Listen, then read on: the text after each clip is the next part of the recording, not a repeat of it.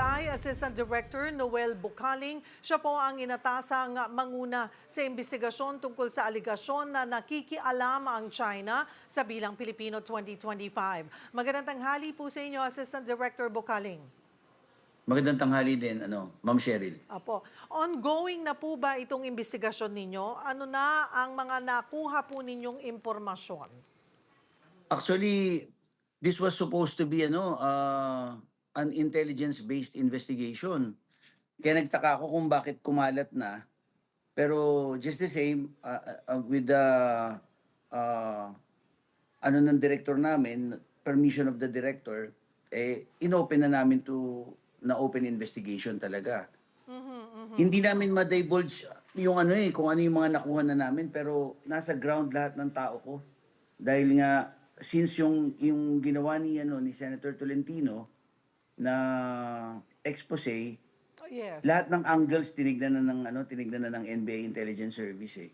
Okay. Pati yung kay Sir Malaya, titignan namin lahat ng angles na yon. Apo. So, kailan po nagsimula ang inyong investigasyon? Friday, last week. Okay. So, since Friday, nasilip nyo na, I know wala po kayong masyadong mga talagang detalyeng pwedeng ilabas, pero nasilip nyo na ho ba itong sinabi nga ni Senator Tolentino na nag-hire ng Makati-based firm ang Chinese Embassy para sa online campaigns laban po sa Pilipinas? Napuntahan nyo na po ba itong, nakapag-coordinate na po ba kayo dito sa kumpanyang ito? Based dun sa sa information na binigay ni Senator Tolentino, nagsimula na kami mag-investigate tungkol diyan. Ngayon, yung lugar kung saan nandoon yung firm na sinasabi dun sa Makati, we have sent subpoena duces tecums para dalhin nila yung mga kailangan namin mga documents. Una, documents, and then yung pwedeng mga laman ng computers kung hindi nila ibibigay, then we will be opted to apply for cyber warrants. Ito po yung Infinitus Marketing Solutions Incorporated.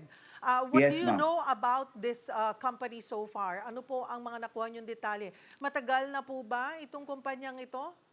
Medyo matagal na rin sila, tapos they are dealing with PR.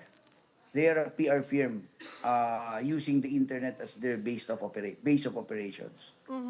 Ang sinasabi po ni Senator Tolentino ay nakatanggap po sila ng almost 1 million, 930,000 ang Infinitus Marketing Solutions mula po sa Chinese Embassy. Hindi, kailangan natin malaman yan. We have to rely on our investigation kasi we cannot rely on what a reputable senator says.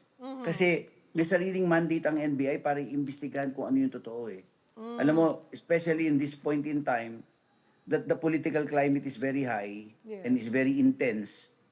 Kailangan nating malaman talaga. Hindi natin pwede pabayaan ito, Ma'am Cheryl eh, kasi it entails thorough investigation talaga kasi baka mamaya maggera ang dalawang bansa dahil lang sa isang maling information. Hindi ko sinasabing mali ang information ni Senator Tolentino. He is a good senator and he is a reputable one. Pero kailangan namin mag-rely dun sa investigative prowess ng NBI. And we have done that for so many years. Kahit nung hindi pa tayo sinisilang siguro, ganyan na ang NBI. Ngayon kasi merong kung papansinin niyo masyadong complicated ang computer-based crimes. Yung cybercrime ho natin, yan na po ang tunay na agenda ngayon. Ang arena ng laban ng krimen at saka ng nasa cyber world na talaga. Kaya bago kami mag-release ng statement na ito na ang gagawin namin, ito ang gagawin namin, we will be telegraphing our punches. Kaya makikiusap sana ako sa inyo.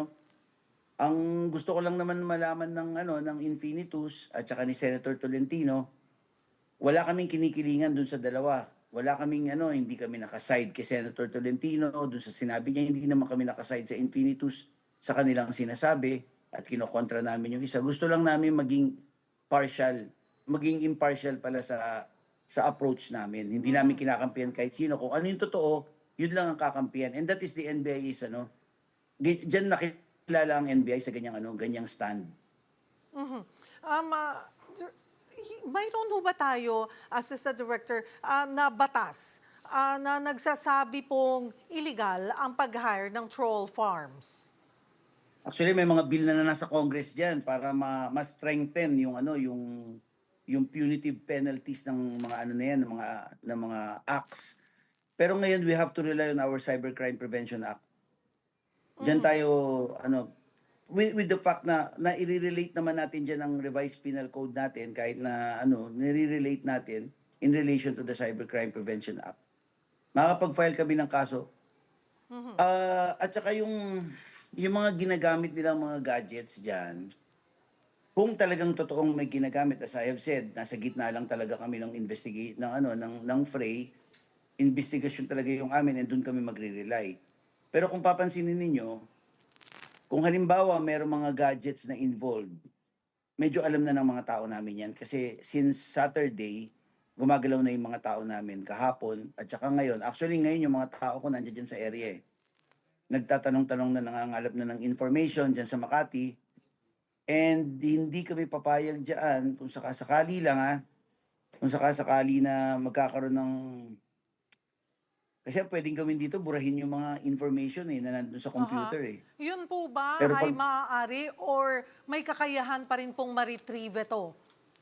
nire-retrieve namin talaga yan, actually, hindi mo na lang naitatanong, mariretrieve ng NBI yan, kahit anong bura ang gawin mo. Ang masama dyan yung, ano, mapalitan nila yung mga computers. Kaya yun ang binabantayan ng mga tao namin sa ground, na huwag magkaroon ng ganun. Ay, kamusta? Ano ho ang sagot sa inyo ng kumpanya?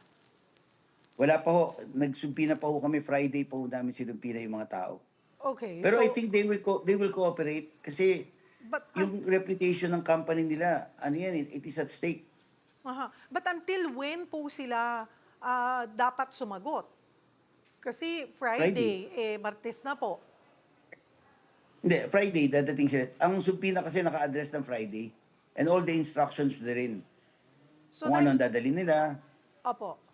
So, to clear their nakarating na po, name, so to speak. in-acknowledge na po nila. Ang alam ko, as we speak, Opo. Ano ho ba itong kumpanyang ito? Pag-aari po ng sino? Ka- Is hindi ko this a ma-divulge Filipino? yan. Ano, Is this a or yung Filipino-based company? yes, that is a Filipino-based company. All right. Okay. May Other nasabi than rin. that, hindi ako makapag ano eh. Yes, I Hindi ako understand po. makapagsalita ng, Naintindihan po namin na Assistant Director Noel, yung pong limitasyon na maaari nyo pong ibigay sa amin. opo, Pero may binanggit din salamat po po. ang NSC, sir, na may around 10 na vloggers or influencers umano na bahagi nito. Ito po ba'y kasama sa inyong investigasyon? Hindi, yan ang actually confirmatory investigation yung ginagawa namin diyan kasi pag merong allegation ang defense, may allegation ng isang senator, imbestigahan namin and then we are going to arrive at an intelligent answer, maybe a comprehensive one. Sabi nyo nga po ay nabigla kayo, dapat ito ay intelligence-based investigation. Ngayon naging open investigation. May epekto po ba yon sa investigasyong ginagawa po ng NBI on this? Nako, nag-usap kami ni Director Jimmy Santiago. Napakalaki po ng kaibahan ng tahimik kaming nagtatrabaho at saka yung dinivulge na kagad sa public kung ano yung ginagawa namin. Kasi ngayon talaga we have to act with speed. Kasi kailangan namin kasi baka mamaya wala na tayong aabutan. Kaya kailangan mabilis ang galaw namin ngayon. Hindi katulad dati, pwede kaming mag-buy time. Ngayon, that time can never be bought. Wala na eh. Bakit nga ho ba naibulgar? So may mananagot ho ba dito? Hindi ko alam. Hindi ko alam. As far as the NBI is concerned, sa amin, detrimental yung ganon. Dahil kasi, lalo ako, I am the Director for Intelligence, I do things stealthily. Hindi yung naka-broadcast. Kaya yung pagtawag nyo nga sa akin ng interviewin nyo ako, sabihin ko lang sa inyo para maintindihan ninyo kung bakit medyo hirap kami. Kasi nga, naunahan na ho kami ng pagbulgar sa public Oo. nitong iimbestigahan namin. Pero still we can. I'm quite sure kasi nailatag na naman namin yung mga safeguards since Saturday. Nailatag na namin. Hindi na makakagalaw basta-basta. Alright. Marami pong salamat for the update, NBI Assistant Director Noel Bucaling.